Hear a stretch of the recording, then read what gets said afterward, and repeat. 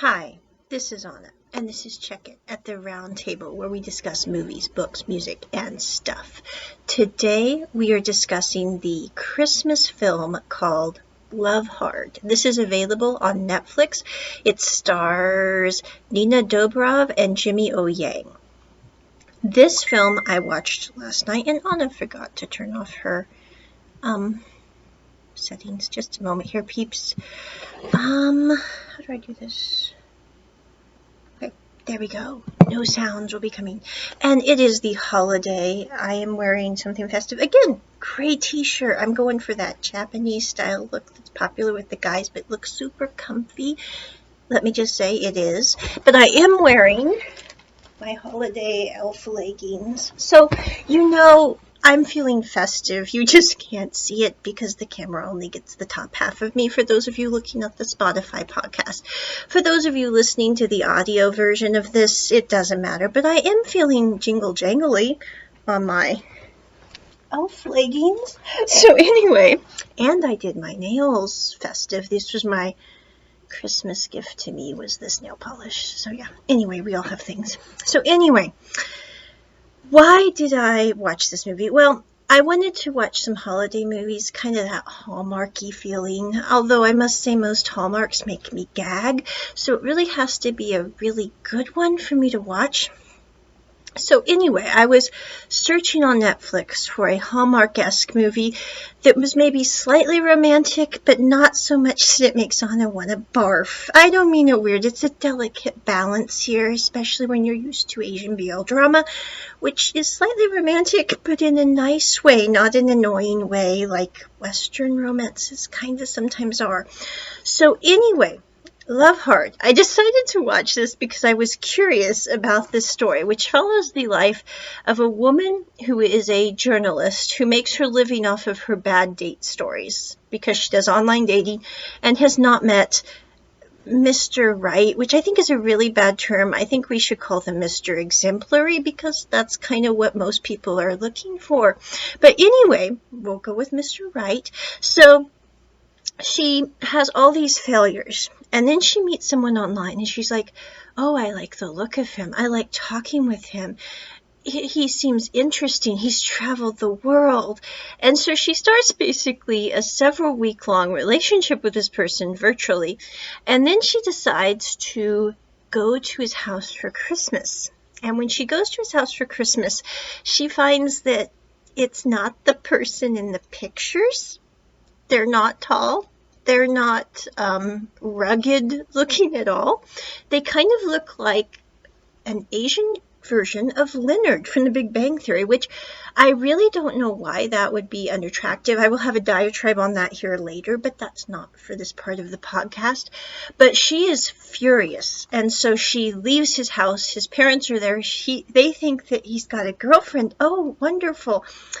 And he's like, I didn't know you were coming for Christmas. And she's like, well, you said you wished I was there for Christmas. He said, that's something people say that's nice. Like, you have a nice looking baby. And she said, oh, so this is my fault. And she's pretty hacked. And I do have to say, I do get her being hacked at this point. I do understand being upset because the photo does not match the profile. I totally get that. Although I think that the main truck I have with online dating and dating in the modern age, maybe dating for all time, is that people are making snap judgments about a person based on their profile picture, not based on their written description, which to me is far more important. I don't mean it where it's like, looks come and go. What matters is, what are those person's interests? What are they like? What is their character, if you will?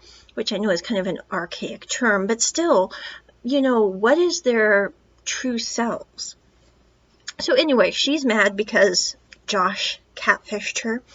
And so Natalie is the character's name, goes to the bar where she actually sees the person who was in the profile pictures, and this is kind of weird for her. And so she decides, because she's rather drunk, to sing a kind of sexy song. and start dancing on tables because she is not herself. And she has a huge allergic reaction during this because the shots that she was drinking had kiwi in them, which she is deadly allergic to, and she didn't put her EpiPen on fast enough. So she runs from the bar. Josh, the person who catfished her, is in the back of the room. He runs out after her because he realizes something is wrong, but he's not sure what. And then he finds out she didn't take her EpiPen. So he gets her to a veterinarian because the real doctor is 30 minutes away. They get her EpiPen. Her face deflates so she does not look like Chucky. I have never seen Chucky, but she really did kind of look like him in that picture. So anyway, or in that frame of the movie, she finds out that Josh, the person who catfished her, is friends with Tag, the person who is in the pictures, and so she agrees to pretend to be Josh's girlfriend for 1 week, while Josh decides he will help her to date Tag, since that's the kind of person she wants to date. He then takes her home to his basement apartment in his parents' home because his apartment got burned out, so he's waiting for the renovation. And he's like, there's drinks in the refrigerator, and there's the bed, and he just starts to lay down. She's like, oh no, you're not sleeping in this bed with me. And he's like, well, I have a bad back, and this is the only Tempur-Pedic mattress in the house. And she's like, you could be dying of paralysis, and I do not care. Because of what you have done, you are going to be sleeping on the floor, and I am taking the bed, because that is just the way things are going to be. So that is kind of how they start off their journey together. She meets Tag the next morning and pretends to like Walden because it's his favorite book. And then she agrees to go rock climbing, which Josh agrees to help her try to learn, which is kind of funny because she's terribly frightened of heights, even though it's a 2-step stepladder rock climbing wall. And she asks Josh if it's going to be similar when they actually go to their other rock climbing. I was like, oh yeah, but he forgot to mention that it's like 4 stories high compared to maybe 1 story high in his parents' sporting goods store. So anyway, she basically, throughout this film, Natalie is trying to win over Tag. I'm not really quite sure why she wants to win over Tag. Tag has none of the same interests she has. He is totally into all kinds of outdoorsy sports, and Natalie is not into any outdoorsy sports. Tag is into Thoreau, and Natalie thinks Thoreau was a narcissistic creep. And, everyone has their own opinions on Thoreau, but they're divergent on that. So really she has nothing in common with Tag. She just likes the way he looks. And there is a very interesting part in this film as it progresses where Josh has a conversation with her as she's getting ready to go out on another date with Tag. And he says, I know you're mad at me because I catfished you. I totally get that. But everything I put in my profile is me. The pictures were not, but the description, my interests, my hobbies, the person you spoke to for 4 weeks, that was me. So I know that you think you like Tag because of how he looks, but you have no common interests. But you did, at least initially, think you were falling in love with me. So you're basically giving away your hopes, dreams, values by dating Tag because he shares none of your interests and you're trying to adopt his. And at the end of the day, is it really worth that to be with a person because of the way they look if you have to give up everything you are? And I think this is a very good question because I think one of the reasons that I personally have not dated too much, I've been on a couple dates. I've been on a not date, and I dated a person for like 9 days, but that was interesting. And at the end of it, I was like, when you know someone for about 6 hours and they start asking, propositioning things, and you're like, if you're asking me at 6 hours, how many other people have you asked at 6 hours? And no, thank you. So, I think for me, that's a very good question, because the one thing that I have found a major drawback, at least in the Western culture. Now, I have to say in the Eastern culture, you really don't come into this, because a lot of people in like India and the Middle East have arranged marriages, and for good or bad, they tend to not have a very high divorce rate, and they do tend to look at things more as how do they react to situations as a collaborative effort. How do they deal with things together, more than I think in the Western world, because it's not seen as just a romantic interest. It's seen as, I'm going to be spending my whole life with this person. We might as well agree on certain things to begin with and then go forward together with that, which I think makes a lot of sense on some levels. Although, there's that whole thing about arranged marriages, not arranged marriages, but we're not getting into this on this podcast. But what I do think is interesting is this little conversation between Josh and Nat, when he's saying, you fell in love with me because of my description, because of my conversations with you.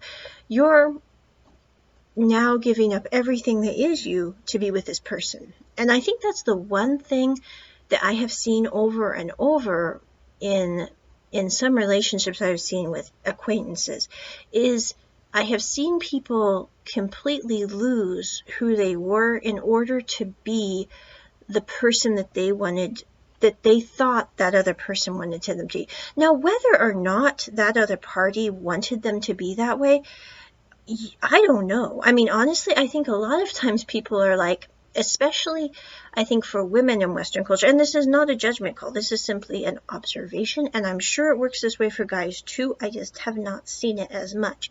But I think for women in particularly, women feel a great urge that if they do meet someone who seems to like them, we must adopt what we think that person wants us to be, instead of sitting there and going, I am who I am.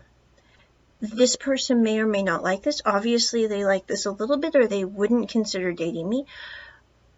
So I'm going to continue to be true to myself, because if I'm not true to myself, then I can't be true to them as well. Now, I will say sometimes it works out fine. Sometimes women, give up that part of themselves. Like, say they loved dance, for example. They give up dance because they know that their spouse doesn't like dance, or they don't think they'll like dance, or their partner doesn't like dance or won't like dance. And, sometimes they end up happy for years and years. But the thing that I think is sad is I don't think relationships have to be about giving up who you are. I think if they're about giving up who you are, you really need to sit there and go, is this a part of me that I'm not happy with? Because if it is, it's a good thing to give up. I think in many relationships, whether you're talking about friends or romantic relationships, our acquaintances who we come to know and trust oftentimes help us give up the parts of ourselves that are not positive. Like, for example, when I was younger, I was extremely insular, like freakishly so. Terribly, terribly so. Now, it wasn't that I was shy. It's simply that I had grown up in an environment that was not really conducive to me not being insular. I mean, if you talked when I was a kid, you could get in trouble, and it could be really bad. So because of that, I became extremely quiet. Now, I'm still quiet in public. Most people think I'm mute. Some people even have thought I was deaf when I'm in public. So I'm like, I don't know these people. I'm not going to be being chatty. But I think the thing that has been helpful in my friends and in my acquaintances is I have come to realize that I'm not in the same place I was when I was, a kid through high school. I can give my opinion without worrying about the whole world collapsing, as it were. And I think that's something that your friends help you to become a better version of yourselves. In the same way, I think your partners should help you become a better version of yourselves. But you still need to be yourself. And I think that's the thing that I liked most about this show, even though it is low budget, even though it is over the top in a couple of parts. I liked the fact that we're dealing with, do you want to give up who you are in order to achieve your goal? And is your goal really worth it if you have to do that? So that's kind of what Josh asked Natalie. At the end of the day, Natalie decides that she doesn't want to be with Tag. She has a passionate moment with him and then decides, this isn't what I thought it would be like, and this isn't the person who I think I will be happy with. So that's kind of how that closes. She then tells Josh and his family that she messed this up. It's not basically Josh's fault, but she is pretending, and she's just trying to take care of that because they think that she was Josh's girlfriend and going to marry him. Now, I do love there's a hilarious scene where they put a picture of Josh and Natalie in the paper because they think they're engaged. And Josh and Natalie go and run around town stealing all the papers so no one sees that picture and no one knows that they're engaged like that. And I love that scene where they're working together, running to get the paper and outsmart the paper boy. And Natalie's like, we're going to make that poor paper boy lose his job. And Josh is like, it's okay. I'll give him a job at my dad's shop. He'll make just as much money, if not more. It'll be all right. But let's just get these pictures out. And so then they're sitting in the car, hunkered down, trying not to look like paper thieves. And she opens the paper, and there's a picture of her and Josh. And I do have to say, it's not a very flattering picture of Natalie, and she looks like a deer in the headlights. And she says, this is a really bad picture of me. And she says, at least they got you somewhat right, but me, it's like, And Josh is like, this isn't really a good picture of me either. She says, well, it's much better than it is of me. At least you're looking at the camera and not like you're half dazed and the light bulb just hit your eyes. And she says, I'm just curious, what were your profile pictures like before you put up the fake ones of Tag? And do you still have them? And he's like, oh no, I don't have those. And she's like, I know you have those, Josh. Can I see your profile pictures? And so Josh shows her his profile pictures. And I had to say, the one thing I did find interesting about online dating, although it was not a success for me at all, except I know now what I don't want. I didn't think I had a type, but I definitely have a non-type, I think, after that experience. But the one thing I found most amusing was I called my best friend and I was talking to him. I said, I don't know what the women profile pictures look like on this app. I'm kind of curious to log in as a guy just to simply see if the women profile pictures are as bad as the guy profile picture, because the one thing I thought was interesting about online dating apps was the pictures of the guys. It's not that the guys are bad looking, so to say, although to me it's like I don't really sit there and go, is a person good looking, is a person bad looking. Looks are not important to me at all, so that's kind of non-factor in my opinion. I do look at descriptions. If somebody doesn't really put a description, it was like, that's not for me. But the thing is the guy profile pictures are interesting on dating apps. Now, for those of you who do dating apps, which would probably be most of the listeners on this podcast, at one point or another have done a dating app, but I found them intriguing because I'm like, why do we think as a guy, I mean, most of my friends are guys, and usually they are very linear and step by step, but I don't know what's with the guys on the dating app, because I'm going, why would you take a picture of yourself in the bathroom by a mirror with the urinal in view? I mean, that is not really how you want to meet your soulmate or make an impression. I'm just saying, and I would like to say that was maybe 1 or 2 profiles, but that was like several. And I'm like, I don't know what's with bathroom selfies, but really there are so many rooms in the house and in the world at large. We could even go to a nice museum and take a selfie of ourselves. But to take a selfie in the bathroom by the urinals just seems kind of strange. I mean, no offense. And in the same way, there were some other ones like this, like, taking a selfie of yourself with your dog's head in the picture covering up your face because they're licking you. I'm like, I don't know, that's kind of a turn off for some of us. It's like, your face has been licked by dogs how many times? okay. And for those of us who are slightly allergic to dogs and cats, it's like, well, we know this would never work. And then, there's that famous iconic one of them. I don't know, we're assuming they're lying down with their head on the pillow, and the blankets are just all messy, and you're going, okay, they don't make the bed, and for some reason they're fond of taking pictures lying down, which seems kind of weird. Most people don't take pictures lying down. It smushes your face. It does not bring out the best in you. And then some of us are going, why do they spend all that time in bed? It's kind of weird. So, I mean, profile pictures. But moving back to the film, Josh shows Nat his profile pictures. He has one of him holding an axe, not smiling.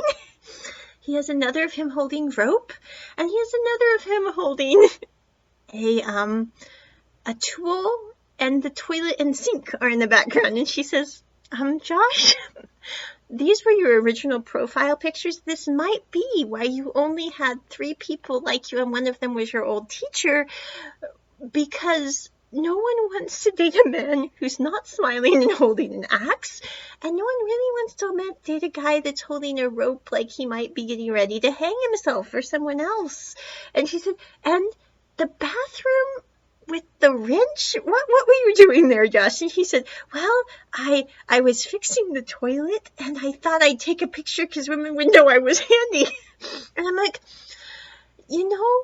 that kind of explains some of the logic behind some of the profile pictures that I saw, because I'm going, someone could make a killer business off of helping guys who do take poor profile pictures improve their self-image on dating apps. I mean, no offense, I'm like, this is a niche market that at least 3 or 4 companies could definitely help with. You go in, you help someone's profile picture not look like an axe murderer, that will definitely be sellable.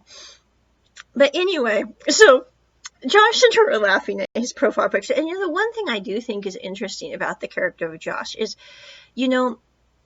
Josh is a cool character. In fact, I don't remember, but most of my friends are kind of like Josh. I don't know. It's just the truth. And they're very likable, very linear, very kind of delightfully geeky. I mean, it's awesome. But I don't understand why someone wouldn't want to date someone like Josh because of his looks. But again, Anna is not really into looks, so that's really not something. I mean, as you can tell, it's the holidays. I'm wearing an extra large, super big t-shirt because it's comfy, and I don't care how I look. I look like someone from a J-drama, and I'm wearing my Christmas leggings, and this is festive for me, and I didn't take time to comb my hair because I just got out of the shower. So looks are not important to me. But the thing that I think is interesting is Josh doesn't think that he can be with someone because of his appearance. And there's nothing wrong with Josh's appearance, at all. So I really don't understand why that is a factor. But if you were into someone who's like Josh's friend or ex-friend Tag, you would probably not be dating Josh. And the thing that I think is kind of messed up with the world is a lot of times the people who are like Tag are not the kind of people who would make a good partner, who would make a good husband, who would make a good dad, because they are really focused on how they look to the world. And if you're really focused on how you look to the world, you're probably not going to be really focused on caring for those about you as much. Now, I have seen some situations where people do care about how they look about in the world, and they're really good with their families. They're really good with their friends. But I think it's kind of an inverse relationship where I think a lot of people want to end up with someone who has the values of Josh, but who looks like Tag. And you're not really going to see that combination too often, because if you really are like Josh, then you aren't going to really care about, looking real good, doing the things that are popular. And I think the thing that I was really struck by with the character of Josh is whenever Natalie got into a bind, Josh was there. Tag wasn't. When Natalie got totally freaked out and ended up hyperventilating at the top of a rock climbing wall, Josh quietly got up there, calmed her down, and then helped her get back down. And I think that kind of personality of being able to deal with a crisis quietly where someone might not even know about dealing with it is a very attractive personality, if you want to say it that way. But anyway, at the end of the day, Natalie writes her article about being catfished and how it actually was reversed, because she realizes that yes, Josh did lie to her about the pictures, but she was lying to Tag by trying to pretend to be everything that he liked, which was actually in many ways, I think, way worse than Josh and his pictures. I mean, Josh lied about his pictures. He should not have done that. But he didn't lie in his description. He didn't lie to her when he was talking to her. And she lied to Tag when she was talking with him. She lied to him about the kind of person she was. She just completely catfished Tag. And I think the thing that was interesting is by the end of the movie, she realizes that everything that she hated about Josh, she did to Tag.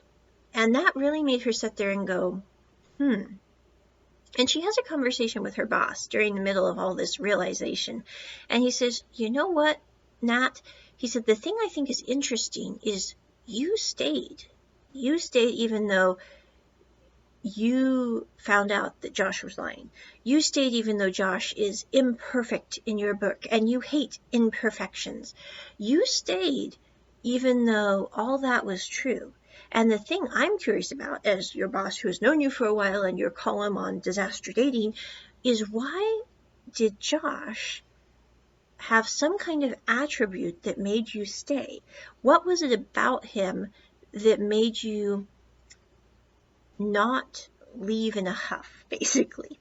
And there is a moment when Josh and Nat are talking before she leaves and tells everyone that she's faking it with Josh, that he is making candles, and she's talking about the candles, and he says, well, that one smells like my grandfather.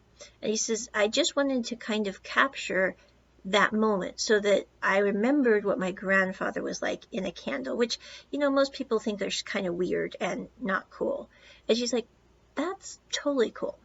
And I think that kind of spirit in Josh is kind of what led her to like him in a way, to think, And I don't think it's really those big bombastic romance drama things that really hook people in the end. I mean, sometimes, I can say they like someone because of X, Y, or Z, but I think it's more of those quiet, off-the-cuff, unexpected moments that often draw people to sit there and go, why is this person doing X that way?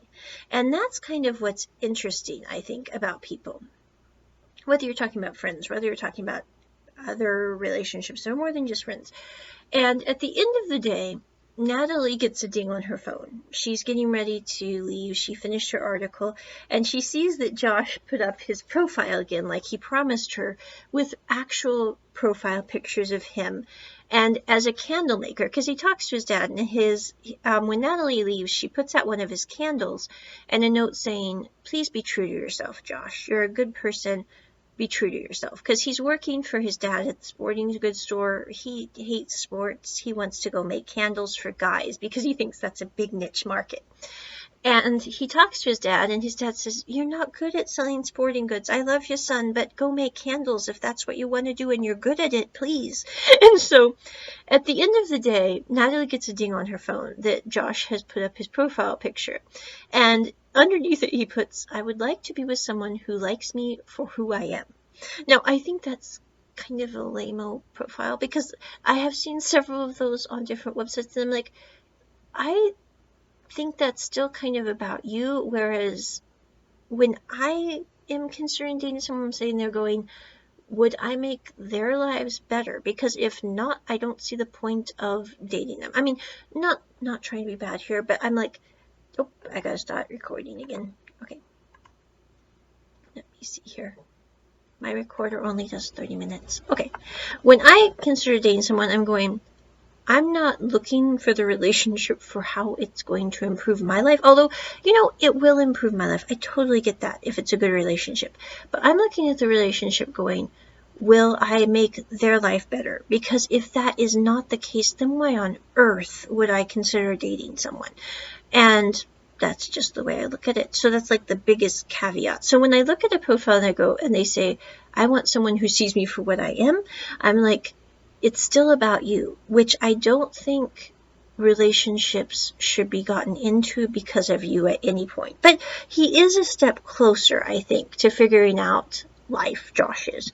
And so Natalie goes to Josh's house with those placards like in Love Actually, which I have never seen, but I think I will watch one of these days just to say that I know the movie, because it comes up in Theory of Love, it comes up in this show, and I'm like, I really should watch that so I know what they're referencing. But anyway, she goes to his house, and Josh comes out on the porch and sees her, and she goes, shh. And then she holds up a sign and says, tell your parents it's the Mormons, because they're always asking who's at the door. And if it's the Mormons, the dad is always saying, tell them we're not going to convert. They're not going to have us become Mormon. So for the last time. And so the dad just starts yelling this out the door. And Josh is sitting there going, And she basically holds up a placard and goes, all my life I was looking for that person, that perfect person. And she said, I really didn't stop and think, what would that perfect person be to me? Because that's very different than looking for the perfect person in general. And she says, I don't really want to be with someone who, most people want to be with someone who they read the Sunday newspaper with, but I'd rather be with someone who steals it with me the night before. And Josh is just kind of sitting there laughing because of their history of stealing newspapers. And at the end of the day, she says, I really think you're the perfect person for me, but I want to know if you can forgive me so that maybe we could move forward together. And she then holds out the Sharpie and the placard that has a thumbs up and a thumbs down. And so Josh comes walking out very quietly, flips the placard over and says basically, yes, definitely, and then an expletive, which I'm not using on this podcast. But anyway, and she starts laughing because it's kind of hard to imagine Josh even using that kind of expletive, so it's sitting there going, it doesn't really fit. And then his whole family comes out, and it reminds me of, this film is kind of set up like, for those of you who are familiar with the 1990s film, While You Were Sleeping, there are several references to that if you're watching the show. Like, for example, the grandmother says, kiss her, you idiot, in a very British accent, which is just like in the end of While You Were Sleeping. And so, anyway, that is the end of the movie. I give this movie a 9 out of 10. I would give it a 10 out of 10, but I did not like some of the language was not quite kid-friendly, which I do prefer it to be kid-friendly. Also, we did have a reference to, what would we say, some non-kid-friendly topics, which for me, that's really not a big deal because, well, marijuana is usually legalized in all 50 states now, but it's still not something that I might want to have to discuss with my 8-year-old, depending. So, I don't know if it's legal in all 50 states. I don't know. And, it's also legal in several countries now, but I'm not really quite sure on all that. But anyway, because of that, there are a couple things which I would not really want to have to describe to small children. So it's not entirely kid-friendly, but as an adult, I really liked this rom-com. And I seldom like rom-coms, and I seldom like American rom-coms, or American film in general. But this one I liked because it was kind of a maverick for this production. It's not like a normal show, and I kind of liked that. Even though it is low budget, you can tell, even though it's not maybe the best of acting or production, it was still fun, and I think the actors did do a good job. So I give it at least a 9, maybe a 9.5 out of 10, which is very high for Anna. And that is my review of Love Hard. It is available on Netflix for a regular subscription. Check it at the round table. Bye!